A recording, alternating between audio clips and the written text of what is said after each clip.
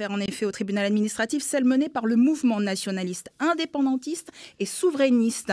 Il représente 33 personnes, toutes bénéficiaires de l'aide médicale gratuite. Leur avocat Francky Diaché dénonce la décision de la province sud de porter le ticket modérateur de 10 à 20% pour les bénéficiaires et la création du ticket modérateur à 10% pour les bénéficiaires de la carte A. On écoute le conseil du MNIS. L'objet de ces dispositions qui ont été créées par la province sud, c'est justement de faire des économies sur les personnes les plus vulnérables.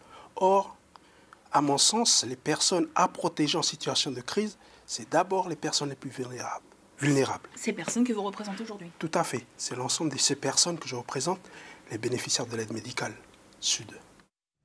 Pour l'avocate de la province sud, maître Gwendoline Paté, la requête collective des 33 bénéficiaires de l'AMG n'est pas recevable. Il s'agit selon elle de requêtes individuelles qui doivent être chacune justifiées. Quant à la modification du montant du ticket modérateur, l'avocate de la province sud répond à une nécessité économique pour l'institution qui recense 35 milliards de dégâts depuis le début des émeutes. Elle rappelle que l'aide médicale représente à elle seule 15% du budget de la province sud. Maître Paté rappelle aussi qu'une loi de pays datant de 2009 permet la modification du ticket modérateur.